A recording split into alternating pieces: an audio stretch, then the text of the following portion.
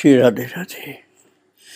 भक्तों, कोई सिद्ध पुरुष यदि गुरु के रूप में प्राप्त किसी को हो जाए तो उसका भाग्य असीमित होता है।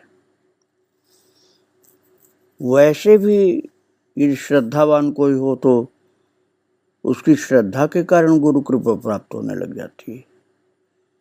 लेकिन यदि कोई महान सिद्ध पुरुष ही उसके गुरुदेव हों तब तो दिव्यता असीमित होती है। उड़िया बाबा के विषय में एक उनके भक्त थे श्री राम मोहन शरण जी। वो कहते थे कि हम लोगों को केवल अपने लिए नहीं कहते थे, वो कहते थे हम लोगों को अर्थात बाबा के भक्त लोगों को अनुभव होता था कि जहाँ जहाँ वे रहते हैं उनके दिव्य विग्रह से अर्थात शरीर से रश्मियाँ निकलती हैं और वो मानव हृदय को बेसुध करके उसमें एक अभूतपूर्व चेतना का संचार करती हैं। और ऐसा जान पड़ता है कि उड़िया बाबा से चिरकाल का संबंध है हम लोगों का, मेरे अत्यंत समीप के स्वजन है। भक्तों, जो भक्त श्रद्धावान शिष्य होता है उसको ये पता चल जाता है कि गुरु का संबंध बहुत पुराना है, अर्थात शिष्य गुरु का संबंध बड़ा प्राचीन होता है। और ऐसा लगता है भक्त को कि मेरा हृदय द्रवीभूत होकर के मानो उन्हीं में मिला जा रहा है। ऐसे अद्भुत थे उड़िया बाबा। जब श्री रामचरितमानस का पाठ होता तो वायुमंडल का एक अद्भुत प्रवाह ऐसा होता था कि जिसमें एक प्रभाव होता था कि वो दिव्यता व्याप्त कर देता था। सबका व्यक्तित्व मानो गाढ़ निद्रा में पड़ जाता था। सभी पर महाराज जी का गौरवपूर्ण व्यक्तित्व का आधिपत्य होता था। उनके मुखों से भी मानो वे बोल रहे होते थे। मानस के नायक का स्थान भी मानो उन्हीं ने ग्रहण कर लिया था। पाठ समाप्त होते ही एकदम पवित्र नीरवता छा जाती थी और सबका हृदय गंभीर शांत आनंद में गोता खाने लगता था। एक समय की बात है भक्तों, महाराज जी अर्थात उड़िया बाबा राम घाट के सामने गंगा जी के दूसरे तट पर थे।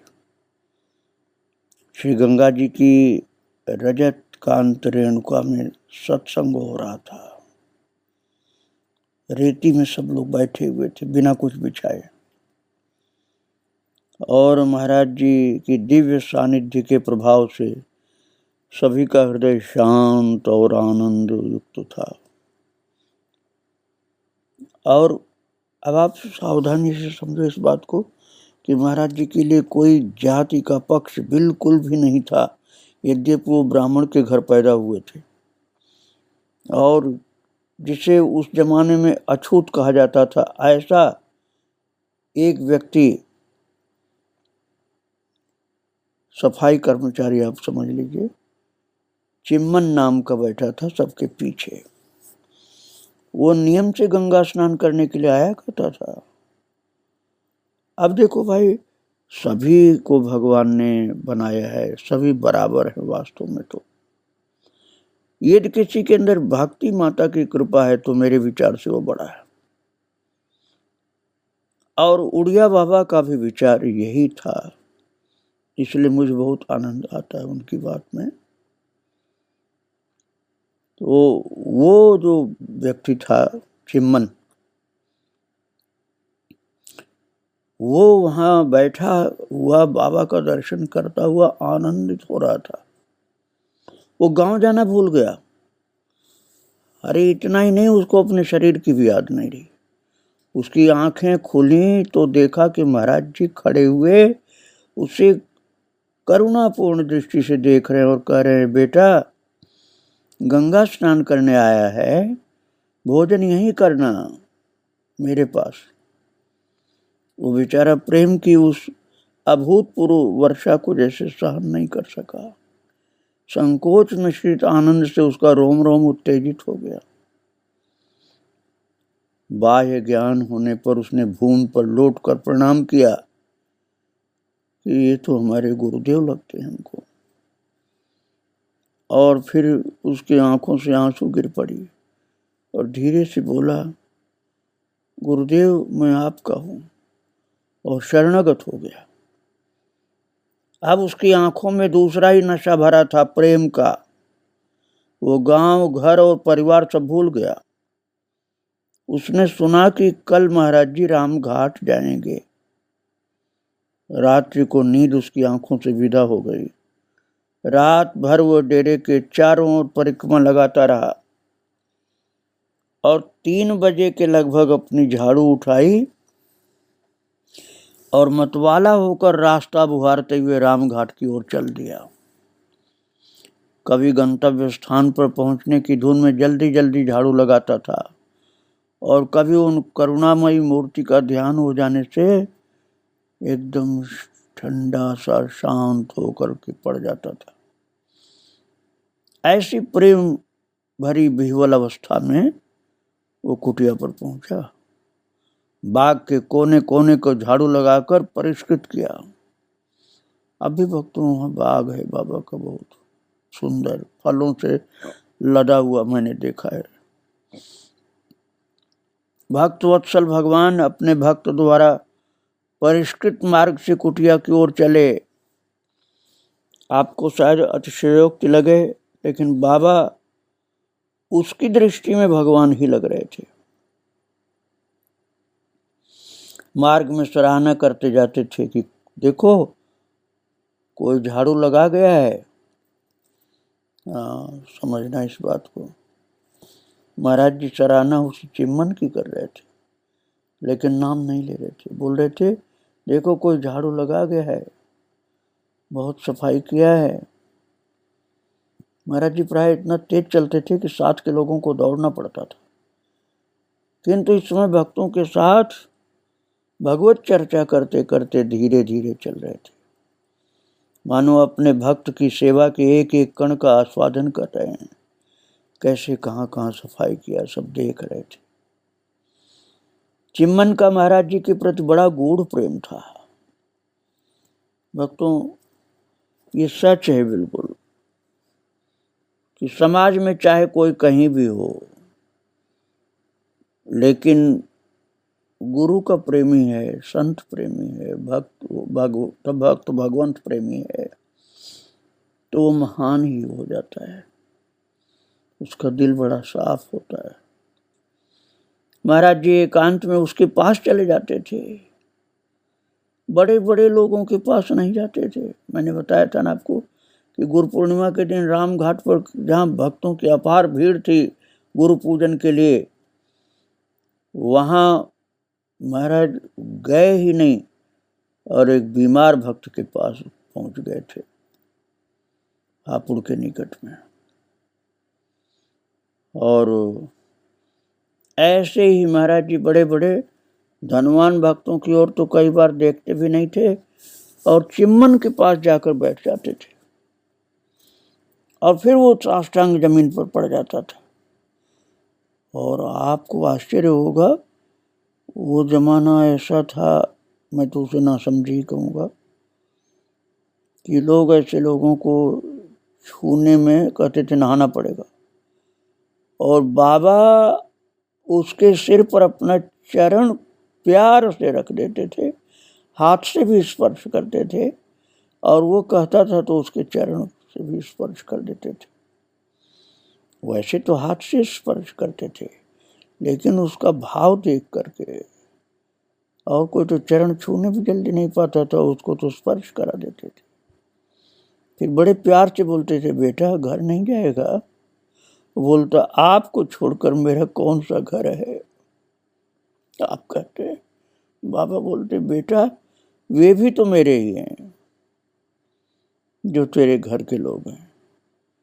चिम्मन ने 2 काम अपना लिए थे, अंधेरे में उठकर झाड़ू लगाना और दिन निकलने पर झाड़ियों में बैठकर भजन करना। यदि भोजन के समय वो ना आता तो महाराज जी कहते, देखो चिम्मन कहीं गंगा जी में डूब तो नहीं गया। तब लोग उसे ढूंढ कर लाते और भोजन कराते थे। बाबा के भक्त धीरे धीरे समझ गए कि बाबा इतने महान हैं कि जिसे दुनिया नहीं पूछती उसको वो पूछते हैं। चिम्मन को बड़ा प्यार देते थे बाबा। महाराज जी सभी प्राणियों का ऐसा ध्यान रखते थे जैसे पक्षी अपने अंडों का ध्यान रखता है। हाँ, ये ध्यान रखना कि बाबा को आसक्ति नहीं थी। सहज एक जैसे भगवान को प्रेम होता जीवों से, ऐसा प्रेम था उसमें। ऐसा कुछ नहीं था कि जाति का, मेरे गांव का, मेरे परिवार का, कुछ ऐसा रिश्ता नहीं होता था बाबा का। चिम्मन प्राय 30-35 वर्षों तक महाराज जी की सेवा में रहा। श्री वृंदावन आश्रम में वो बीमार पड़ा और श्री महाराज जी का ध्यान करते हुए उसने वृंदावन में अपना नश्वर देह त्याग कर अंत में भगवत धाम में प्रवेश किया। बहुत ही महान था वो चिम्मन भक्त महाराज जी का। और बड़ा स्नेह था, बड़ा अद्भुत स्नेह था महाराज जी का। निर्मल दिव्य स्नेह था। नर नारी, बाल वृद्ध, पशु पक्षी सभी के लिए अपने हृदय कमल से पूर्ण प्रेम उड़ेल देते थे। भोले बालकों में वे उनसे भी छोटे बन जाते थे। इससे उन्हें ऐसा विश्वास हो जाता था कि हम इनसे जो चाहें वो करा सकते हैं। रामघाट में एक बालक ने महाराज जी का कटी वस्त्र पकड़ लिया और बोला, बाबा तुम बहुत झूठे हो, तुमने मेरे शंकर जी के लिए घड़ियाल मंगाने को कहा था। घड़ियाल का मतलब आप वो पानी भराने वाला घड़ियाल मत समझ लेना। घड़ियाल अर्थात घंटा समझिए, जो आरती में बजाया जाता है। तो वो बच्चा बोला, बालक, कि बाबा तुमने मेरे शंकर जी के लिए घड़ियाल मंगाने को कहा था, परंतु अभी तक नहीं मंगाया। मैं तुम्हें जाने नहीं दूंगा। अब बाबा का अचला पकड़े खड़ा है बच्चा। और उड़िया बाबा उस बच्चे को बड़े प्यार से मना रहे थे, बेटा जरूर मंगा दूंगा मैं। और वो बालहट में जो उसका स्वरूप था बच्चे का, बालक का बालहट, वो मचल गया और बोला, मैं नहीं छोड़ूंगा, तुम बहुत झूठे हो, तुम बहुत झूठे हो। अब ये बालक कितना अपनापन बाबा से मानता था कि जैसे दोस्ती में कोई बोले, ऐसे बोल रहा था। और दूसरा कोई नहीं कह सकता था बुढ़िया बाबा को कि तुम झूठे हो, लेकिन बच्चा वो बहुत ज्यादा प्रेम में बोल रहा था। और समय बीता जा रहा था, पर उसके प्यार के बंधन में वो खड़े रहे, उससे एक बार भी छुड़ा के हटे नहीं। कितने लोग इंतजार करते रहे कि बाबा इधर आवे, इधर आवे, लेकिन कोई उस बच्चे को डांट नहीं सकता था, भगा नहीं सकता था। एक नन्हे से कोमल हृदय को तोड़कर कैसे जा सकते थे। बाबा का हृदय तो इस बालक के हृदय के साथ एक हो गया था। और अब आप समझ ही जाइए कि उसके लिए घड़ियाल अर्थात घंटा लाने वाले तो बहुत से भक्त आए होंगे, दिलाई दिया होगा बाबा ने। इसी प्रकार गाय को भी देखते तो भी उसकी पीठ पर बाबा बड़े प्यार से हाथ फेरते। और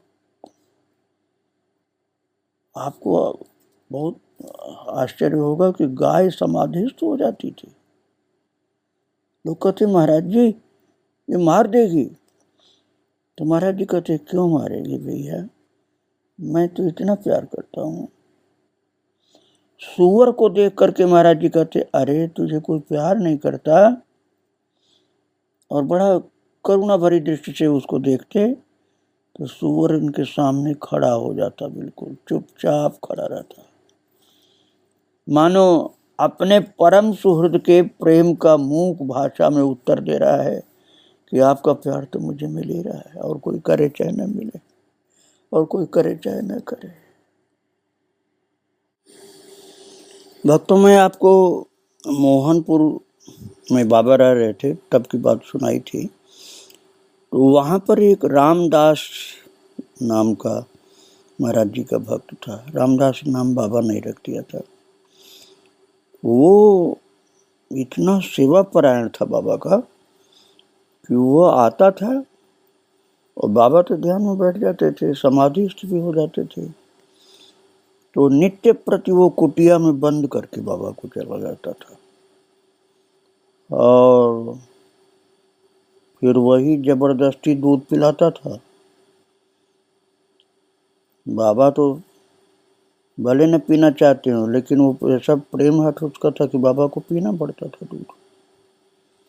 उसने एक धर्मशाला बनवाने का निश्चय किया था। महाराज जी ने मना किया कि अब तेरा शरीर अधिक दिन नहीं रहेगा, इस पचड़े में मत पड़। परंतु वो माना ही नहीं, हठी भक्त था वो, बनाने में लग गया। बीच में ही उसकी मृत्यु हो गई और वो प्रेत बना। क्योंकि भक्तों, जब मृत्यु निकट हो जाए तो भजन के अलावा दूसरा काम नहीं करना चाहिए। फिर हाँ, कोई ठाकुर जी की सेवा हो तो कर सकता है। बाबा को कुछ अंदाज रहा होगा, इसलिए कह दिया कि इस पचड़े में मत पड़। क्योंकि धर्मशाला वो गरीब आदमी कहाँ से बनवाता, बहुत चंदा इकट्ठा करना पड़ता। तो बाबा ने सोचा चंदा इकट्ठा करने में पड़ेगा, भजन इसका छूट जाएगा, इसलिए बाबा मना किए थे। लेकिन वो बनाने में हठी भक्त लग गया और मृत्यु हो गई तो प्रेत बन गया। अब महाराज जी जब गंगा स्नान कर रहे थे तब उनका तुम्बा उठा करके ले गया।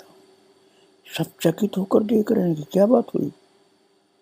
श्री महाराज जी ने कहा, ये रामदास है, प्रेत योनि में यहाँ आया है, प्रार्थना कर रहा है कि छुड़ाओ मुझे इस योनि से।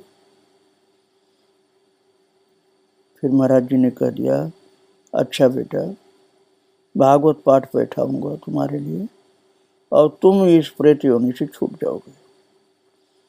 महाराज जी ने भागवत पाठ बैठा दिया उसके लिए, और इससे उड़िया बाबा की कृपा से उसको प्रेत योनि से छुटकारा मिल गया। भक्तों, सामर्थ्यवान गुरु ही प्रत्येक परिस्थिति से उबारते हैं, हर योनियों से मुक्ति देते हैं। गुरु दया के अवतार होते हैं। गुरु आज्ञा न मानने पर ही ऐसी गति कभी कभी हो जाती है। बाबा की बात नहीं माना, बहुत ज़्यादा हठी था ना, तो प्रेत योनि में जाना पड़ा। लेकिन बाबा ने फिर उस प्रेत योनि से उसको छुटकारा दिला दिया। गुरु आज्ञा न मानना अच्छा नहीं होता भक्तों, इसलिए सावधान रहना चाहिए। गुरुदेव जो कहते हैं वही ठीक है। बुद्धि सागर ने, एक भक्त था, बताया था कि कर्णवास में जय दयाल जी के सत्संग में, भक्तों जय दयाल जी ने कर्णवास में सत्संग किया था। उसका ग्रंथ गीता प्रेस में मिलता है, कर्णवास का सत्संग इस नाम से। तो कर्णवास में जो सत्संग हुआ था जय दयाल जी का, जो गीता प्रेस के संस्थापक थे, उन दिनों पर श्री पोद्दार जी महाराज को ज़्यादा वैराग्य हुआ था। तो वो गीता प्रेस के कार्य छोड़कर आ गए थे कि मुझे एकांत में रहने का मन हो रहा है। तो श्री जय दयाल जी ने कहा, नहीं, आपके लिए वही ठीक है, आप गीता प्रेस की सेवा करिए। तो फिर चले गए थे गीता प्रेस। तो कर्णवास में जय दयाल जी के सत्संग में एक दिन इस प्रसंग पर चर्चा चली कि विषय वासना कैसे दूर हो। इस पर विभिन्न सत्संगियों ने अपने अपने विचार व्यक्त किए। अंत में श्री जयदयाल जी ने श्री महाराज जी से प्रार्थना की, उड़िया बाबा से, कि आप भी महाराज जी इस विषय में कुछ कहिए, क्योंकि हम सब लोग आपका सुनना चाहते हैं। उन दिनों भक्तों कर्णवास में उड़िया बाबा विराजमान थे जब जयदयाल जी का सत्संग समारोह वहाँ चल रहा था। उस जगह का नाम बूधो है, जो वहाँ पर जंगल था उस समय। तो महाराज जी ने कहा कि मैं क्या कहूँ, मुझे तो कुछ मालूम नहीं। परंतु जब फिर से प्रार्थना की गई कि महाराज जी आप इस विषय में कुछ कृपा करके बोल दीजिए, तो फिर इसके बाद बाबा बोले, राम नाम जब सुमिरन लागा, कहत कबीर विषय सब भागा। उड़िया बाबा बोले थे, राम नाम जब सुमिरन लागा, कहत कबीर विषय सब भागा। सुमिरन करना अर्थात राम नाम की याद करना।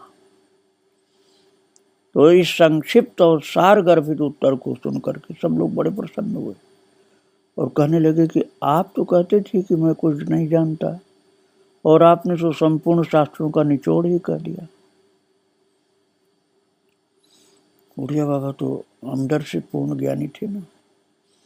लोगों के सामने विशेषतः जब कोई कार्यक्रम होते थे, सत्संग आदि होता था, तब बाबा अपने ज्ञान नहीं दिखाते थे, शांत रहते थे। हाँ, कोई बहुत प्रेमी हो, कुछ जानना चाहे, जैसे जयदयाल जी की दोबारा जब प्रार्थना ये हुई कि कृपा करके आप बोलिए, तब बोला था बाबा। एक बार महाराज जी कुछ भक्तों के साथ हरिद्वार से गंगा किनारे लौट रहे थे, तो एक स्थान पर विश्राम किया और सत्संग होने लगा कि भगवान के दर्शन कैसे हों। इसी विषय पर महाराज जी का प्रवचन हो रहा था कि उसी समय माथे पर तिलक लगाए एक नवयुवक पंडित जी आए और पूछने लगे कि महाराज जी मुझे भगवान कब मिलेंगे। तो उड़िया बाबा ने तुरंत उत्तर दिया कि तुमको तो 7 जन्म में भी भगवान नहीं मिल सकते। पंडित जी ने पूछा क्यों महाराज जी? महाराज जी ने स्पष्ट कर दिया कि तुम अपने आचरण को पहले ठीक कर लो, तब भगवान मिल सकते हैं, नहीं तो नहीं मिलेंगे तुमको। अब सुनकर पंडित जी अवाक रह गए। तो लोगों के सामने बात ज्यादा खोलना ठीक नहीं था, लेकिन महाराज जी ने संकेत कर दिया कि तुम अपना आचरण ठीक कर लो, नहीं तो तुमको 7 जन्म में भगवान नहीं मिलेंगे। तात्पर्य था कि अपना आचरण ठीक कर लोगे तब भगवान मिल सकते, नहीं तो नहीं। तो गुप्त बातों को भी महाराज जी जान जाते थे, इसलिए महाराज जी गुप्त बात को भी जीव के कल्याण के लिए बोल देते थे। जो महापुरुष दूसरों के गोपनीय प्रसंगों को भी जान लेने का सामर्थ्य रखते हैं, उसकी बात को अस्वीकार करने की सामर्थ्य पंडित जी में कहां से आ सकती थी। इसलिए पंडित जी तुरंत महाराज जी के चरणों में पड़ गए और बोले कि आपकी आज्ञा शिरोधार्य है। तो इस प्रकार से महाराज जी जीव का कल्याण करते थे, चाहे कोई कितना ही पतित हो। एक बार एक संत ने पूछा, महाराज जी गुरु के पास शरीर से रहना चाहिए या मन से? तो उड़िया बाबा ने कहा शरीर से रहना चाहिए, मन को किसने देखा है? अर्थात दूर जो रह रहे हैं उनको तो मन से रहना चाहिए, और जो निकट रह सकते हैं उनको शरीर से रहना चाहिए। श्री महाराज जी प्राय कहा करते थे, बालकपन से हरि भजे, जग से रहे उदास, तीरथ हूँ आशा करें, कब आवे हरिदास। अर्थात बचपन से जो भगवान का भजन करता है और संसार से आसक्ति नहीं रखता है, संसार से उदास रहता है, भगवान को भजता है बचपन से, जो ऐसे भक्त के लिए तीर्थ भी आशा करते हैं कि कब हमारे यहाँ पधारेंगे ये दर्शन देने। उड़िया बाबा बोलते थे अपने मुंह से ये बात, बालकपन से हरि भजे जग से रहे उदास, तीर्थ हूँ आशा करें कब आवे हरिदास।